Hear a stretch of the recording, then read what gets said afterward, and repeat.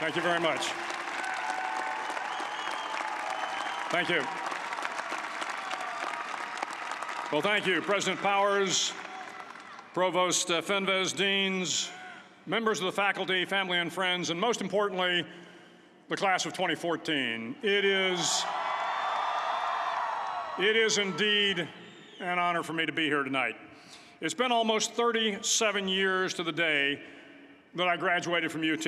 I remember a lot of things about that day. I remember I had a throbbing headache from a party the night before.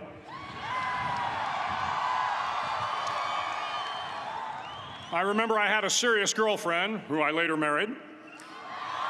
That's important to remember, by the way. And I remember I was getting commissioned in the Navy that day. But of all the things I remember, I don't have a clue who the commencement speaker was, and I certainly don't remember anything they said. So acknowledging that fact, if I can't make this commencement speech memorable, I will at least try to make it short. So the university's slogan is, what starts here changes the world. Well, I've got to admit, I kind of like it. What starts here changes the world. Tonight, there are almost 8,000 students, or there are more than 8,000 students graduated from UT. So that great paragon of analytical rigor, Ask.com, says that the average American will meet 10,000 people in their lifetime. 10,000 people, that's a lot of folks. But if every one of you changed the lives of just 10 people, and each one of those people changed the lives of another 10 people, and another 10, then in 5 generations, 125 years, the class of 2014 will have changed the lives of 800 million people. 800 million people. Think about it. Over twice the population of the United States. Go one more generation, and you can change the entire population of the world, 8 billion people. If you think it's hard to change the lives of 10 people, change their lives forever, you're wrong. I saw it happen every day in Iraq and Afghanistan. A young Army officer makes a decision to go left instead of right down a road in Baghdad, and the 10 soldiers with him are saved from a close-in ambush. In Kandahar province, Afghanistan, a non-commissioned officer from the female engagement team senses that something isn't right and directs the infantry platoon away from a 500-pound IED, saving the lives of a dozen soldiers. But if you think about it, not only were those soldiers saved by the decisions of one person, but their children were saved, and their children's children. Generations were saved by one decision, one person. But changing the world can happen anywhere, and anyone can do it. So what starts here can indeed change the world. But the question is, what will the world look like after you change it? Well, I'm confident that it will look much, much better. But if you'll humor this old sailor for just a moment, I have a few suggestions that may help you on your way to a better world. And while these lessons were learned during my time in the military, I can assure you that it matters not whether you ever served a day in uniform. It matters not your gender, your ethnic or religious background, your orientation, or your social status. Our struggles in this world are similar, and the lessons to overcome those struggles and to move forward, changing ourselves and changing the world around us, will apply equally to all. I've been a Navy SEAL for 36 years, but it all began when I left UT for basic SEAL training in Coronado, California. Basic SEAL training is 6 months of long, torturous runs in the soft sand, midnight swims in the cold water off San Diego, obstacle courses, unending calisthenics, days without sleep, and always being cold, wet, and miserable. It is 6 months of being constantly harassed by professionally trained warriors who seek to find the weak of mind and body and eliminate them from ever becoming a Navy SEAL. But the training also seeks to find those students who can lead in an environment of constant stress, chaos, failure, and hardships. To me, basic SEAL training was a lifetime of challenges crammed into 6 months. So here are the 10 lessons I learned from basic SEAL training that hopefully will be of value to you as you move forward in life.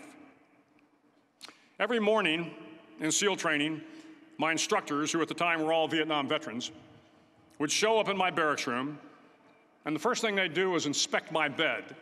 If you did it right, the corners would be square, the covers would be pulled tight, the pillow centered just under the headboard, and the extra blanket folded neatly at the foot of the rack. It was a simple task, mundane at best, but every morning we were required to make our bed to perfection. It seemed a little ridiculous at the time, particularly in light of the fact that we were aspiring to be real warriors, tough, battle-hardened SEALs. But the wisdom of this simple act has been proven to me many times over. If you make your bed every morning, you will have accomplished the first task of the day. It will give you a small sense of pride, and it will encourage you to do another task, and another, and another. And by the end of the day, that one task completed will have turned into many tasks completed. Making your bed will also reinforce the fact that the little things in life matter. If you can't do the little things right, you'll never be able to do the big things right. And if by chance you have a miserable day, you will come home to a bed that is made, that you made. And a made bed gives you encouragement that tomorrow will be better. So if you want to change the world, start off by making your bed. During SEAL training, the students are all broken down into boat crews. Each crew is 7 students, 3 on each side of a small rubber boat, and 1 coxswain to help guide the dinghy. Every day, your boat crew forms up on the beach and is instructed to get through the surf zone and paddle several miles down the coast.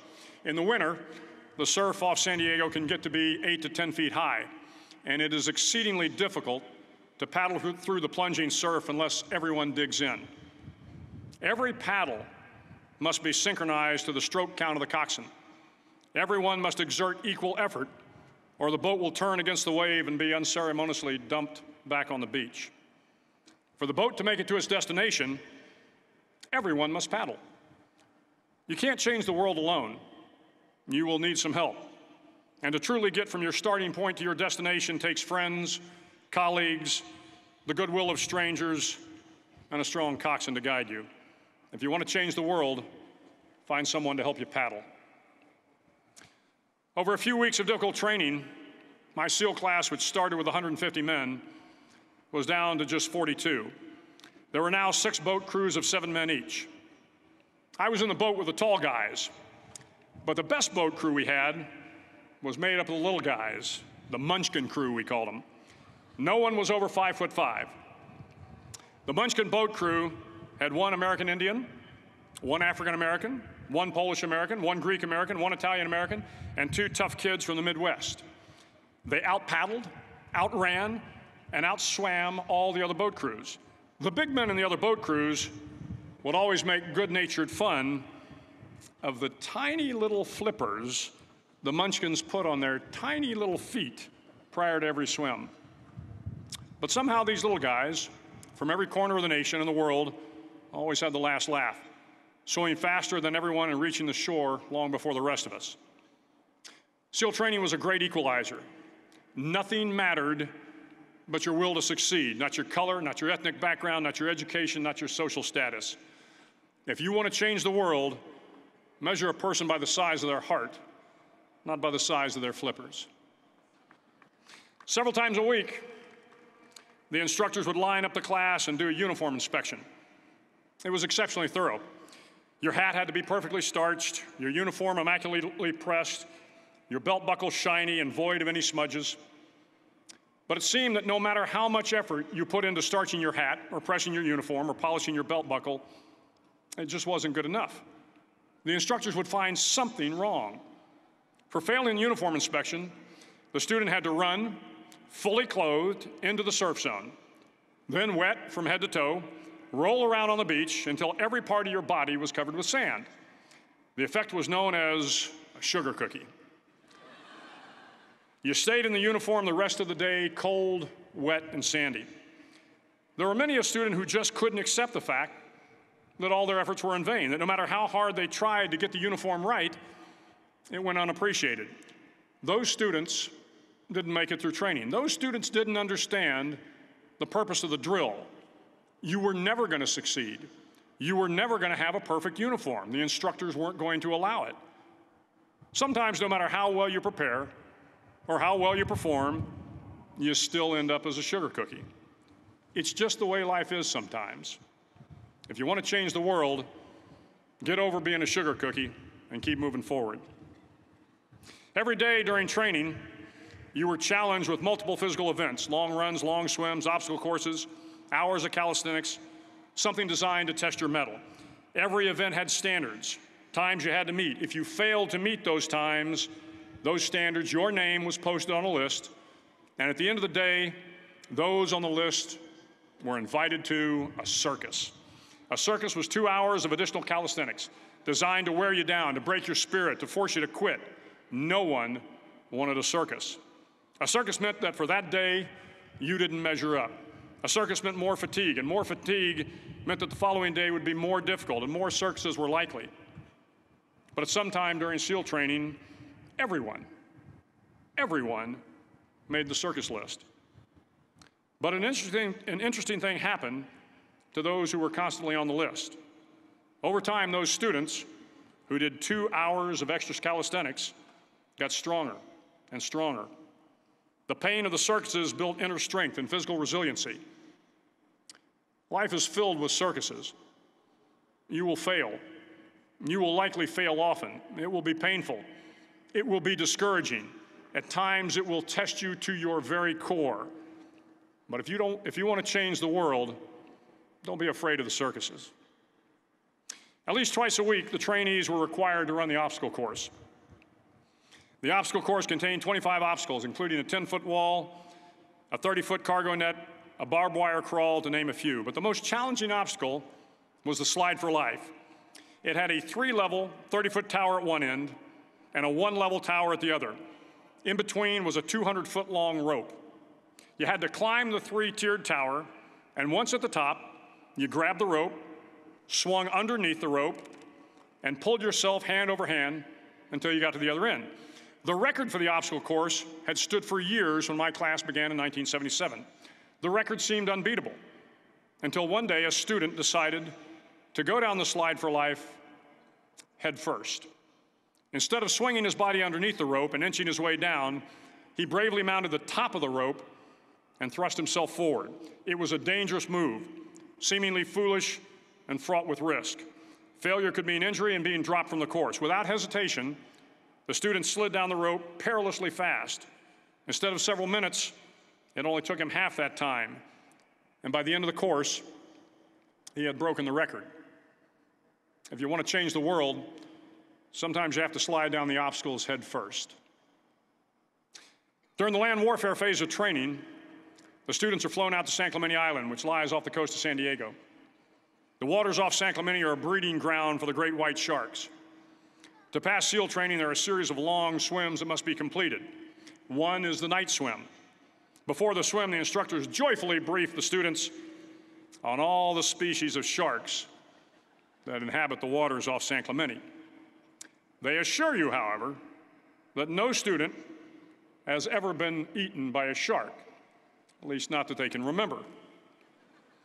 But you are also taught that if a shark begins to circle your position, stand your ground. Do not swim away. Do not act afraid. And if the shark, hungry for a midnight snack, darts towards you, then summons up all your strength and punch him in the snout, and he will turn and swim away. There are a lot of sharks in the world. If you hope to complete the swim, you will have to deal with them. So if you want to change the world, don't back down from the sharks.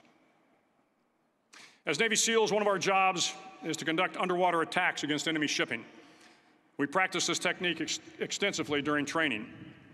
The ship attack mission is where a pair of SEAL divers is dropped off outside an enemy harbor and then swims well over 2 miles underwater, using nothing but a depth gauge and a compass to get to the target. During the entire swim, even well below the surface, there is some light that comes through. It is comforting to know that there is open water above you. But as you approach the ship, which is tied to a pier, the light begins to fade. The steel structure of the ship blocks the moonlight. It blocks the surrounding street lamps. It blocks all ambient light.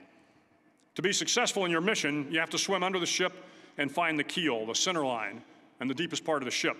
This is your objective.